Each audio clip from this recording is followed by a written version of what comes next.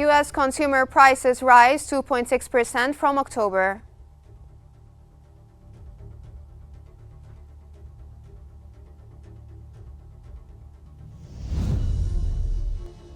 China urges developed countries to boost financial support for developing nations.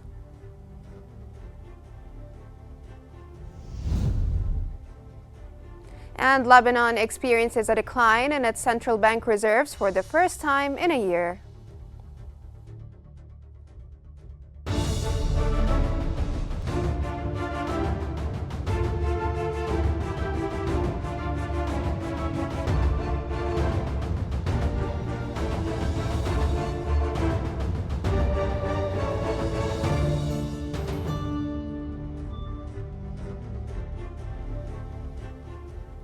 Welcome to the Economic Bulletin, where we present comprehensive coverage and expert insights on key updates regarding pivotal economic trends and financial shifts.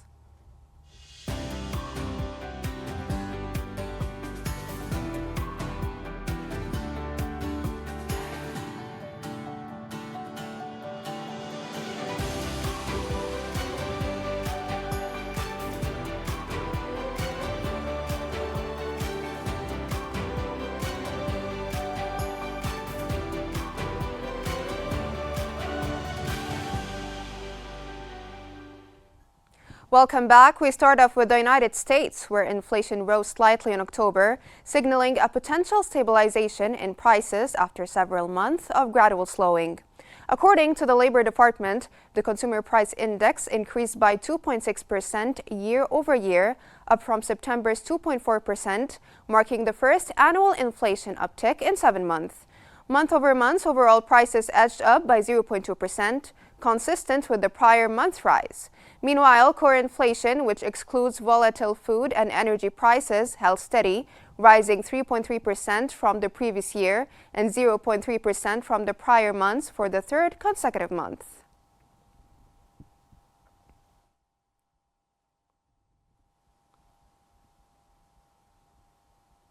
As a result, Dallas Federal Reserve President Lori Logan emphasized caution in future interest rate cuts, warning that aggressive actions could risk reigniting inflation. Logan acknowledged significant progress in reducing inflation, but stressed the uncertainty in how many more cuts may be needed. With the current policy rate at 4.50% to 4.75%, Logan cautioned that cutting too far could reverse progress, leading to re-accelerated inflation. Financial markets expect further cuts, though Logan's remarks suggest a preference for a more measured approach.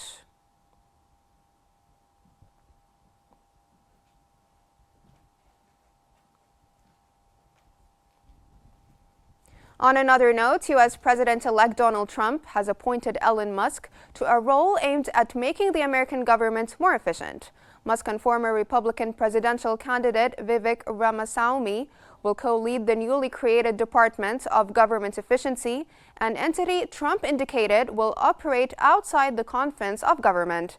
Trump said they will pave the way for his administration to dismantle government bureaucracy, slash excess regulations, cut wasteful expenditures, and restructure federal agencies. He added that the new department would work with the White House and Office of Management of Budget to drive large-scale structural reform and create an entrepreneurial approach to government.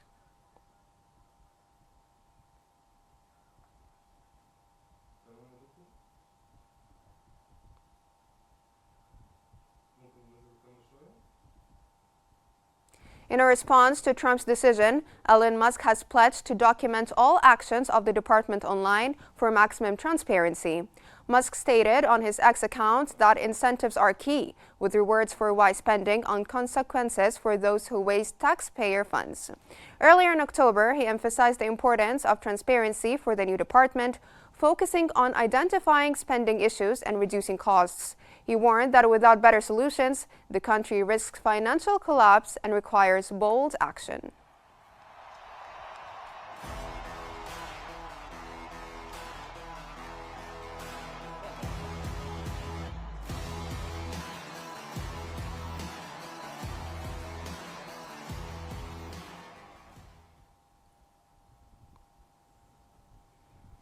Joining us from Cairo to discuss latest developments on the United States economy and the appointment of Elon Musk as the head of the newly created Department of Government Efficiency is Dr. Mohsen El-Salamoni, Professor of Economics at the University of London. Dr. Mohsen, welcome to the Economic Bulletin. Let me first start by asking you, what factors contributed to the 0.2% monthly increase in consumer prices in October, and what does this indicate about the current state of inflation? The inflation, we have to look at the inflation and see the cause of the rising inflation in the whole world, really. Number one, during the corona virus, which hit Europe and hit the world. Personally, as an economist, I believe that this was planned.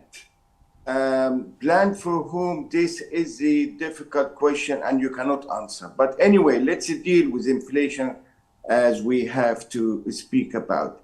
Inflation has two parts of inflation. Inflation which is exported from outside as a result of a different issue, for example, like war or energy or cut energy, or the lack of supply of energy. This is one. The second part of that is in the when we talk about inflation, we talk about government printing lots of money and add lots of liquidity in the market. That will increase inflation and most probably drive prices also higher. The inflation in the world, inflation depends on these two parts. The core inflation, which it has, the consumer, and will have also the rising price. And the government, what the government has, the government did not anticipate the war of Russia and Ukraine. And as a part of that war and part of the price of food, which Ukraine was really is a garden for Europe. And that is affected. Also, Russia was supplying Europe with 80% of energy. Those were cut, that's increased inflation all over the world. Yeah, but Dr. Really, Mohsen, with President-elect Trump's proposed economic policies, including tax cuts and increased tariffs, what are the possible inflationary effects and how could these influence the Federal Reserve's monetary strategy moving forward? I personally believe that President Trump has used by announcing that it's going to be a tariff on export and tariff on import of goods coming to United States. But this, in my opinion, this is an election issue which he has made it for himself.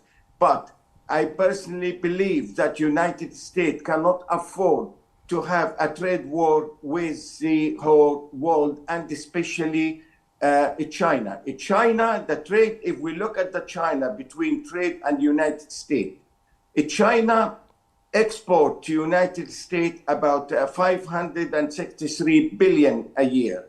United States export to China, it's 195 billion a year. Increasing that price, putting a tariff and increasing prices, it will do two issues. Will increase the inflation and also, will cause an issue regarding inflationary issue all over the world. When we come to United States and look, United States trading with Europe, it's around 700 billion between United States and Europe. United States taking out of Europe around 560 billion also. And the United States export to Europe around about 160 or 170 billion. The trade war cannot be really allowed. But what Trump is planning to do, Trump is forcing the major companies all over the world to come and open in United States and produce manufacturing in United States, increasing productivity in United States. That is Trump policy. Now, the world speaking of Trump's plans and policies, I want to move on to Elon Musk. What are the primary reasons behind selecting Elon Musk, a prominent figure from the private sector, to lead the newly created Department of Government Efficiency in the United States? The main appointment for Elon Musk and Vivian Ramaswamy, okay, two things. They are two of the most talented people, okay, in United States and the world in terms of artificial intelligence. And today, the creation of the war between Russia and Ukraine, Europe did not realize, and the United States, they thought they will exhaust the economy of Russia. Yes, they have succeeded in exhausting the economy of Russia, but they have forgotten about China. China electronically and artificial intelligence are competing with United States at the highest level. And almost the difference between them and the gap between United States and China is very, very small. Today, Russia is not a big power anymore, but Russia has something very important. Have the nuclear industry and the nuclear weapons, and China have the technology. Both of them, they can be a massive force in the world. Today, Trump, what he is planning to do, Trump is planning to build United States, increase the artificial intelligence and the electronic power of United States all over the world. And that's why he appointed, Musk and appointed Vivian Ramaswamy to what they do. They recruit intelligent and good, capable young people to come in and create and advance in the artificial intelligence. The second point of their appointment, reducing the government cost. The United States government expenditure in United States, it's about 6.5 trillion there. They need to cut that and increase to use this into the production of different items. And also, Elon Musk has the biggest satellite company in the world privately. United States share $2 billion advance into his satellite.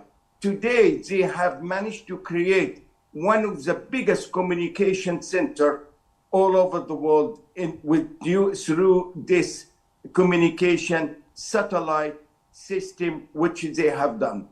Therefore, America is planning themselves. The next war is not going to be with guns and everything. It's going to be with electronic there. And America wants to be number one on that. Thank you so much, Dr. Mohsen El-Salamoni, Professor of Economics at the University of London, for your insights. Thank you so much. Now we're going to move back to our bulletin. In South America, data from Argentine Statistics Agency showed that inflation has dipped to 193%, landing below the 200% threshold for the first time in close to a year. Data from INDEC showed that monthly inflation slowed to 2.7% in October from 3.5% the previous month, its slowest since November 2021. The annual rate dipped below 200% for the first time since November last year, while rent and utility costs drove monthly prices up 5.4%. Prices in transport, food, and beverages rose just 1.2% from the previous months.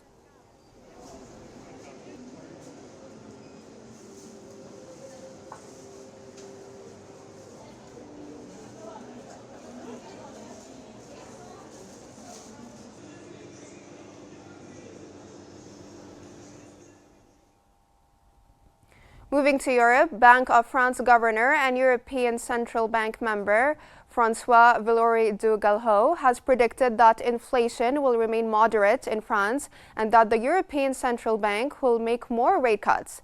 Villeroy also stated that he expected the French unemployment rate to increase to around 8% before returning to 7%. The Bank of France's latest monthly outlook forecasts France's economic growth as flattening in the final 3 months of the year.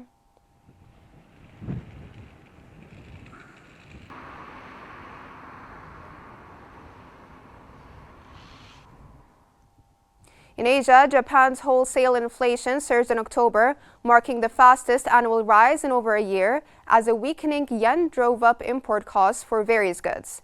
Bank of Japan data showed that the corporate goods price index, which tracks the prices companies charge each other for goods and services, increased by 3.4% compared to the same month last year. The increase was driven by higher prices for rice, non-ferrous metals, food, and oil, highlighting the ongoing pressure on businesses from rising raw material costs.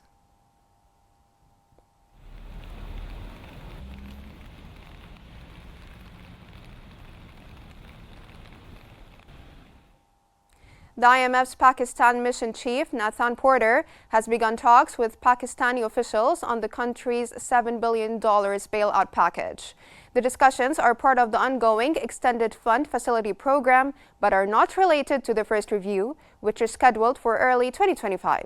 Key issues include Pakistan's fiscal deficit at $2.5 billion financing gap and challenges in privatizing state-owned enterprises, including the failed sale of the national airline.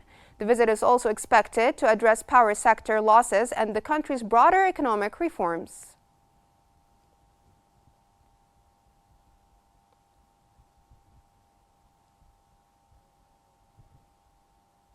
Data shows that South Africa's unemployment rate fell to 32.1% in the third quarter of 2024 from 33.5% in the second quarter, marking the first time that the official rate had fallen in a year.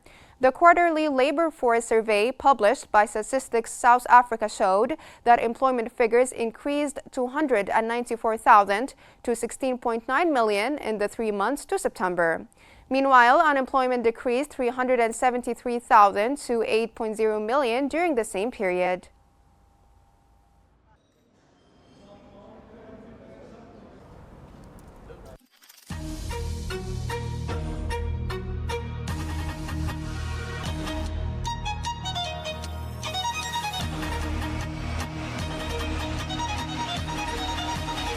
It gives me great pleasure to declare open the 29th session of the Conference of the Parties to the United Nations Framework Convention on Climate Change.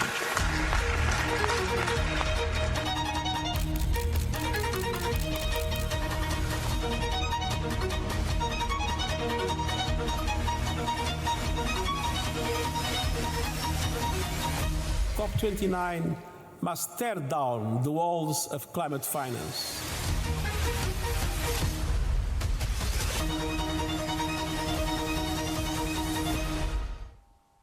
At the COP29 summit, China's vice premier urged developed countries to boost financial support for developing nations. Speaking as a special representative of President Xi Jinping, Deng emphasized China's expectation for more ambitious funding targets to be established during the summit. He also stressed that China will also meet its 2035 nationally determined contributions in order to achieve carbon neutrality before 2060. 发展中国家也要在能力范围内尽最大努力。中方将提交覆盖全经济范围。 The number of jobs in the global energy sector reached 68 million in 2023, representing a 3.8% rise compared to the previous year. In its latest report, the International Energy Agency said that the sector added 2.5 million jobs worldwide in 2023, driven by a wave of investment in manufacturing eco-conscious technologies. The agency released a study at a time when international leaders have rallied in Baku, Azerbaijan, for COP29, where there are discussions to elevate renewable energy growth globally to tackle climate challenges.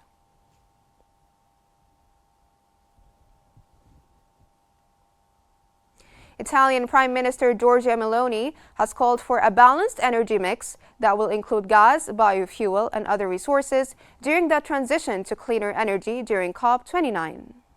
Global GDP will double in the next decade. This will boost energy consumption, also considering the increasing demand for artificial intelligence development. We need a balanced energy mix to enhance the transition process. We must use all available technologies, not only renewables, but also gas, biofuels, hydrogen, CO2 capture, and in future, nuclear fusion.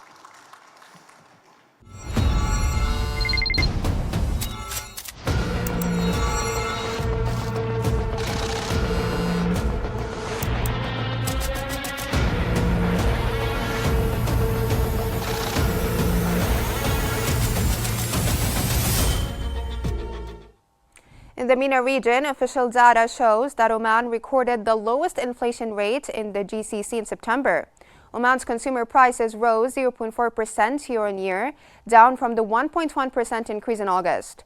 In Oman, the consumer price index data from the National Center for Statistics and Information showed that food and beverages saw a 2.8% year-on-year price increase in September. Oman's September inflation was the lowest since April 2024, driven by declines in prices for transportation, education, household items, and maintenance.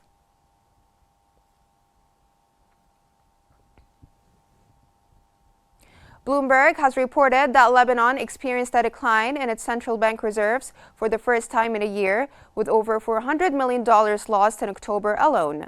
The central bank's reserves dropped for the first time since July 2023, reaching around $10.3 billion in liquid reserves, in addition to $5 billion in Eurobond debt that the Lebanese government has defaulted on. Lebanon managed to increase its reserves and control inflation, aided by the return of the Lebanese diaspora during the summer month, which brought in much-needed foreign currency. The bank achieved a $1.7 billion increase in reserves before the war through foreign exchange operations, buying dollars directly from the market.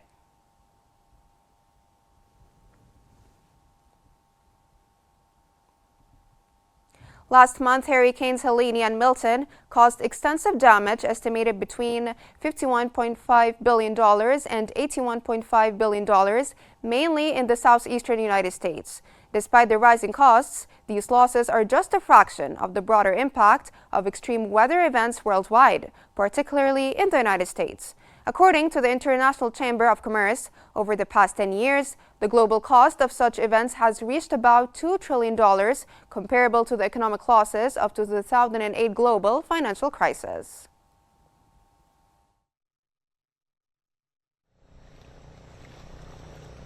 Natural disasters linked to climate change have hit economies hard, causing $2 trillion in damages globally over the past decade. A study conducted by Auxerre for International Chamber of Commerce (ICC) for 2014-2023 analyzed 4,000 extreme weather events with catastrophic floods, hurricanes, and droughts impacting 1.6 billion people worldwide. The United States suffered the greatest losses, totaling $934.7 billion, followed by China with $267.9 billion and India $112 billion. In just the past 2 years alone, these events have inflicted $451 billion in economic losses. ICC Secretary General John Denton emphasized that climate change is already imposing significant costs on the global economy, stressing that this is not a future issue but present-day crisis. In Central Asia, natural disasters cost an average of $10 billion each year. Experts warn that as population and wealth grow in disaster-prone areas, the financial impact will only escalate. The report's release of COP29 in Baku underscores the urgent need for stronger climate action as leaders weigh policy solutions to limit these mounting costs.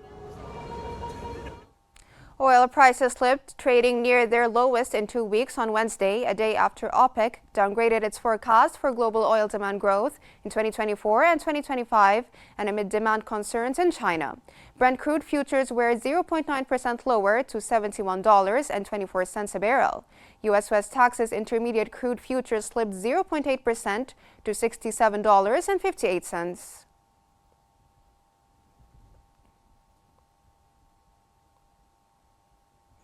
Gold prices edged up as investors wait U.S. inflation data, which could shed more light on the Federal Reserve's next steps. Spot gold inched up 0.2% to $2,602.89 per ounce. U.S. gold futures rose 0.1% at $2,608.80.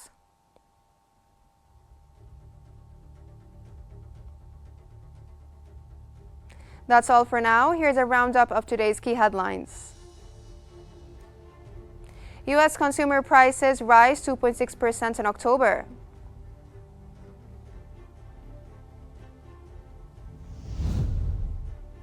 China urges developed countries to boost financial support for developing nations.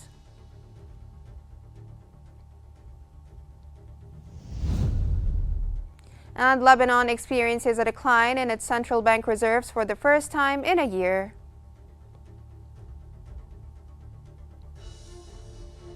That's all for today's Economic Bulletin on Q News. Stay connected for more news and updates, and thank you so much for watching.